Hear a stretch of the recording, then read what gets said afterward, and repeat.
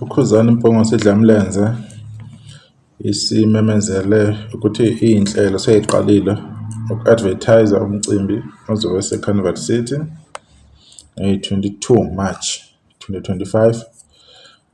Lawa yiwo amabhodi aba-displayayo all over the country lapha bazokhona ukuthi bafake khona, ngoba nokufaka ibhodi kuyimali, kuyakhokhelwa, logistics kuyakhona, kuthatha isikhathi.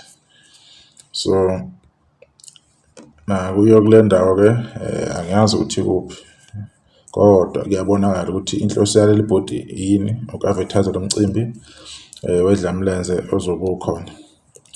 Iphinde yakhuluma kabanzi-ke iDlamlenze, iyaqhubeka iyanxenxa abantu, iyabakhumbuza amanani ukuthi hamba kanjani, iy'nhlelo eyizoba khona, nama-update amasha angahle avela.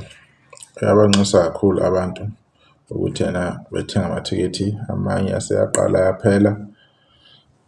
Umcimbi uyathembisa kakhulu ukuthi uzoba impumelelo, uzoba muhle. Abantu abaye ngobuningi-ke beyowathenga ukuze babe ingqophamlando, babe ingxenye lengqophamlando yomcimbi omkhulukazi onyakeni wonke ka-2025 kuMaskandi. Into engakaze yenzeke le, asiyazi, siqala ngayo Khuzani, umlando lo. So abantu abamamele belalele ukuthi iDlamlenze ibeke yathini. MaBlue Nation, umhla ka-22 March usufikile. Lolu usuku lwethu olukhulu njengamaBlue Nation lokubungaza iminyaka engu-15 sabakhona endimeni yomculo kaMaskandi. Amathikithi avuliwe eShoprite, amathikithi avuliwe eCompuTicket. Usalindene, phuthuma uyokhetha isihlalo ofisa ukuhlala kusona. Amathikithi ashiyana ngokwezigaba nangokwezindawo zokuhlala. Ngabe ufisa ukuhlala phambili, amathikithi okuhlala phambili akhona. Ngabe ufisa ukuhlala emaceleni, amathikithi okuhlala emaceleni akhona. Ngabe ufisa ukuhlala emumva, amathikithi okuhlala emumva akhona. Kuya ngawe ukuthi ufisa liphi. Ngibonga kakhulu iy'nduna zakwaGuqa, amaBlue Nation, amaBlue Lions, ngokusebenza ubusuku nemini ukuthi amaBlue Nation wonke agcine efinyelelile kule ndawo yaseCarnival City.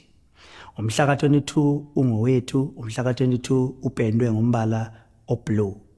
Uze ungaphuthelwa, ngaleli langa siyobe sijabula, ngaleli langa siyobe sithokozela umculo, ngaleli langa siyobe sixoxa ngomlando wethu.